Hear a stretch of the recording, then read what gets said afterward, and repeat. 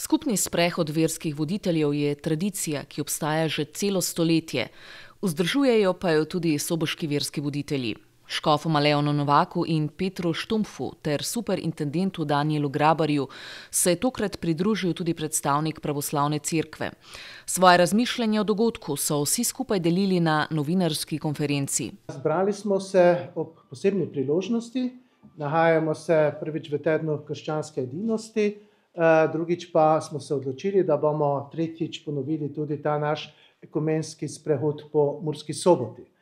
Ta ekumenska tradicija sprehoda po Murski Soboti je stara več kot 100 let.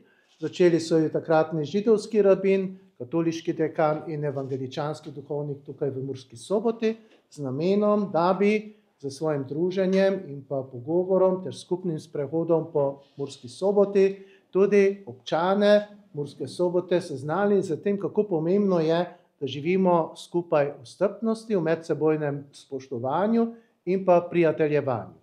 In to tradicijo, ki je stara več kot 100 let, želimo obnoviti tudi letos, tako da smo se odločili, da se bomo zbrali na skupnem sprehodu. Začeli bomo tukaj pri evangeličanski cerkvi v Murski Soboti, nadaljevali našo pot proti katoliški cerkvi svetega Nikolaja in potem zaključili naš sprehod pri Binkošni cerkvi na ulici Cirila Metoda. Veseli nas, da se lahko ob tej priložnosti zberemo kot prijatelji, pa tudi seveda kot bratje v Kristusu.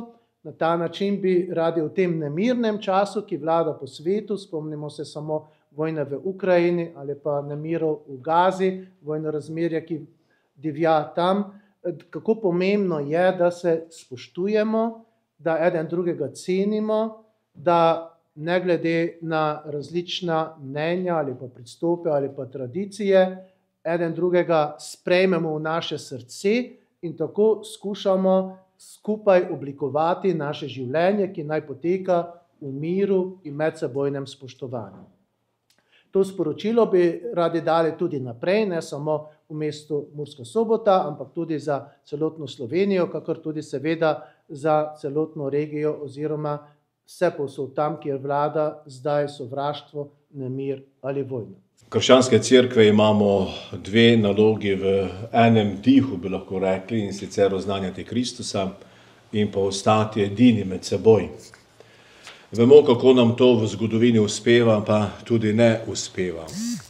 In pri nas v Prekmurju smo odločeni, kot je že povedal gospod škof Leon, da že 100 let poskušamo hoditi skupaj na poti oznanjevanja Kristusa in hkrati tudi v edinosti.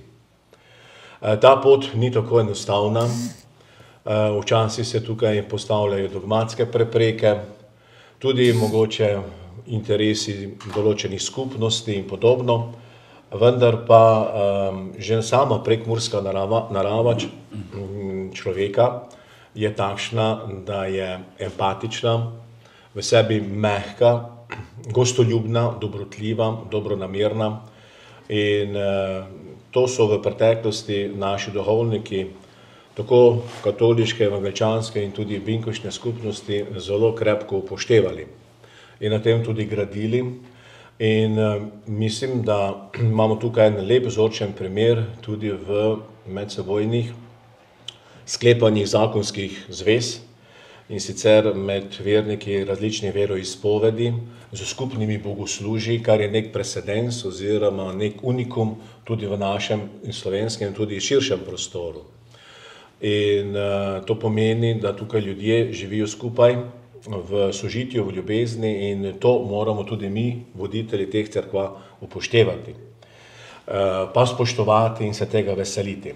No in zato tudi današnji skupnostni sprehod po Murski Soboti dejansko pomeni to, da imamo voditelji teh cerkva tukaj v Prekmurju, kot vse tja do Štajerske, do Maribora, zelo veliko odgovornost in hkrati tudi zavezo drug z drugim, da skupaj hodimo po poti vere in tudi te naše medsebojne edinosti in da vsakodnevno poskušamo drug drugemu tudi pomagati, da v tem ne samo rekli vzdržimo, ampak predvsem tudi uspevamo na način, da je to pričevanje ljudem, kako naj tudi oni hodijo za nami.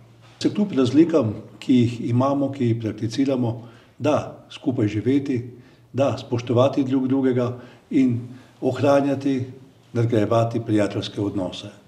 Z današnjim sprehodom želimo pokazati, da v času razhajanj, v času, ko vsak išče svoj prav in si prizadeva nekako uveljaviti svojo voljo, je še bolj pomembno kazati prave smeri sožitja med ljudmi, izgrajevanja boljših odnosov in povezovanja.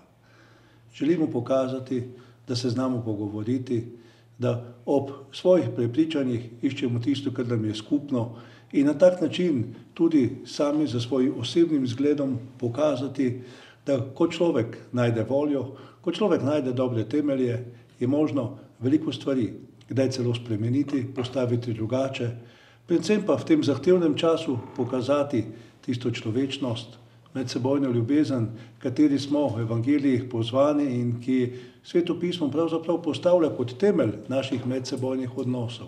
Najprej ljubezen do Boga, ljubezen do bližnjega in če ni medsebojnega spoštovanja, sodelovanja, potem zelo težko govorimo, da sploh na kakšen način izpolnjujemo ta del zahtev Božje besede ali pa ponudbe Svetega pisma, ki prihaja do nas. Z današnjim sprehodom želimo pokazati, da živimo na tak način, da je evangelij del naših prepričanj, del naših življenj in ta vera, ki jo gojimo Boga, nas ne razdvaja, ampak povezuje in omogoča, da tako na skupno pot krenemo kot prijatelji z zgledom, pozivom za naše someščane, vernike, ljudi, ki živijo okrog nas. Hvala lepa. Najprej hvala mojim domačinom, se 30 moji domačini, ker jaz prihajam iz Srbije, pa tudi iz Maribora, ki trenutno živim.